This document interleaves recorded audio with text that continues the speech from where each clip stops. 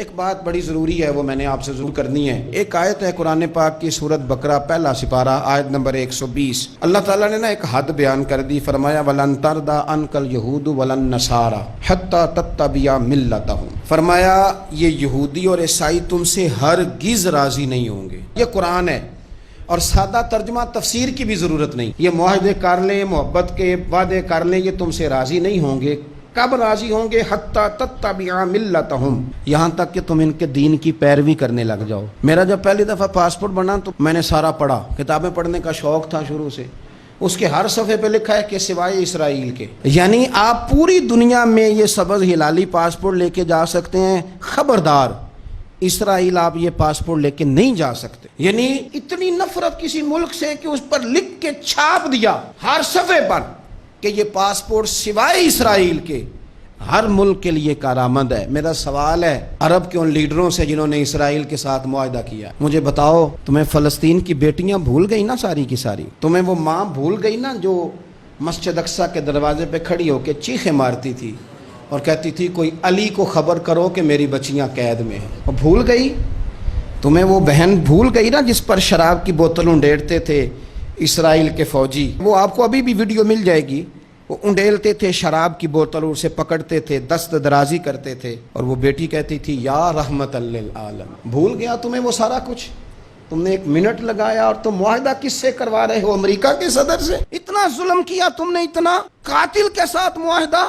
کیا سمجھتے ہو فلسطین والوں کا کوئی والی وارث نہیں؟ سنو، میرے رسول کریم صلی اللہ علیہ وسلم نے فرمایا میرا کوئی مالدار امتی دنیا سے چلا جائے، پیسے جائیدادیں چھوڑ کے جائے تو اس کی اولاد میں بانٹ دینا، لیکن اگر اس کے ذمہ قرضہ ہو تو میرے پاس آ جانا، میں اپنے امتی کا قرض ادا کروں گا۔ جس کا کوئی وارث نہیں ہوتا مدینے والا اس کا وارث ہوتا ہے، میں قرض دوں گا اپنے امتی کا۔ کیا سمجھتے ہو فلسطینی لاوارث ہے؟ صبح قیامت نبی پاک تم سے سوال کریں گے، تمہیں اللہ کے حضور حاضری دینی ہے۔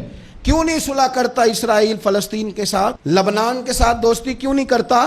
شام سارا کٹ گیا اسرائیل کی وجہ سے، آج تمہیں خیال آیا ان کے ساتھ معاہدہ کرنے کا؟ ہمیں سبق پڑھاتے ہو، خدا سے ڈرو۔ اور پھر اقبال کہتے ہیں مسلمانوں سے مایوس نہ ہونا، حکمرانوں سے زیادہ امیدیں بھی نہ لگانا۔ وہ جو چھوٹے چھوٹے لوگ نکلے تھے نا صحرا سے، بظاہر غریب تھے، بظاہر ان کے پاس مال نہیں تھا، وہ خالد بن ولید جیسے، وہ سعد بن ابی وقاص جیسے، بظاہر ان کے پاس زیادہ اسلحہ نہیں تھا۔ اقبال کہنے لگے مایوس نہ ہونا، یہ نہیں کہنا بن کچھ نہیں سکتا، فرمانے لگے رات میں نے سنا ہے فرشتے آپس میں باتیں کر رہے تھے۔ واہ اقبال، تیرا بھی انداز کتنا نرالا ہے۔ کہنے لگے رات فرشتے آپس میں باتیں کر رہے تھے، میں نے سن لی ہیں۔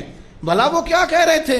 یہ سارے لوگ نا خالد بن ولید، سعد بن ابی وقاص، یہ صحرا کے رہنے والے تھے، اور اس وقت کی سب سے سپر پاور روما کہلاتی تھی، الٹ پلٹ کے رکھ دی ساری رومی سلطنت۔ تو اقبال کہنے لگے رات فرشتے آپس میں باتیں کر رہے تھے کہ سنا ہے پاکستان کے، ہندوستان کے مسلمان جوان مایوس ہو گئے۔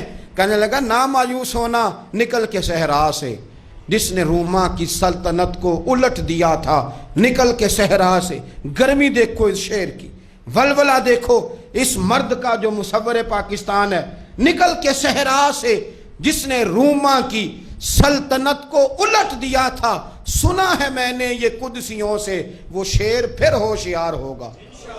وہ کل باتیں کر رہے تھے کہ بہت سارے ان میں سے پھر جاگ گئے اور بڑی جلدی وہ بلاک بنائیں گے۔ سنا ہے میں نے یہ قدسیوں سے کہ وہ شعر پھر ہوشیار ہوگا، وہ آئے گا میدان میں، نکلے گا، اور انشاءاللہ یہی چراغ جلے گا تو روشنی ہوگی۔